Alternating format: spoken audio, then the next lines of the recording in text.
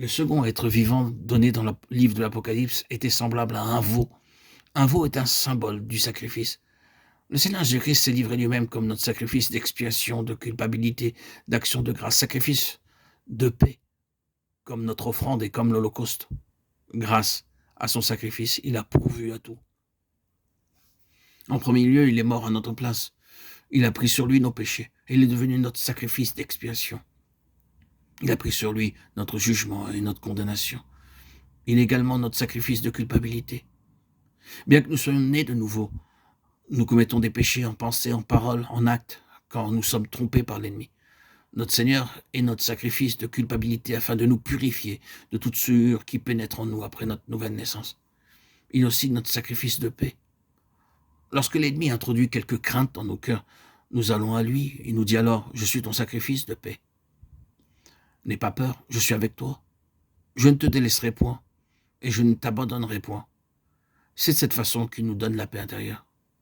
Il est aussi notre offrande de gâteau. Il nous accorde de façon quotidienne la force pour nos fardeaux. Il est encore notre holocauste afin de nous rendre parfaits. Il nous dit, soyez donc parfaits comme votre Père Céleste est parfait.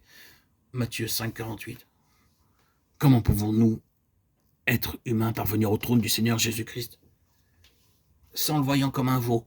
Il nous dit, je suis ton holocauste. L'holocauste représente la vie parfaite de notre Seigneur Jésus-Christ. Il est notre perfection, notre justification. Le Seigneur vivant devient lui-même notre perfection. Nous devons réclamer par la foi la perfection, la justice et la sainteté du Seigneur Jésus-Christ. Il est notre sanctification. Or, c'est par lui que vous êtes en Jésus-Christ, lequel par Dieu a été fait pour nous, sagesse, justice et sanctification et rédemption. 1 Corinthiens 1,30. Si nous essayons de devenir saints par nous-mêmes, nous serons défaits et confondus. Mais par la foi, nous devons dire, Seigneur, tu es ma perfection, tu es ma sanctification, tu es ma vie, tu es ma force, et tu es tout pour moi. Ainsi, le veau nous rappelle que le Seigneur Jésus-Christ est devenu un sacrifice parfait en notre faveur. Il est notre sacrifice d'expiation, notre offrande de gâteau, notre sacrifice d'action de grâce, notre sacrifice de paix et notre holocauste. Dans les chapitres 5 et 6 du Lévitique, nous sont donnés les détails concernant ces sacrifices. Le Seigneur Jésus-Christ lui-même est le seul sacrifice grand et parfait. Nous pouvons aller à lui et lui dire, Seigneur, je suis souillé par mes pensées, mes paroles, mes actions. Veuille me laver, me purifier, m'épurer dans ton sang précieux. C'est de cette façon que nous pouvons réclamer jour après jour son sang précieux pour notre purification. Le veau nous rappelle aussi que le Seigneur est celui qui porte nos fardeaux. Nous pouvons nous décharger sur lui de tous nos fardeaux.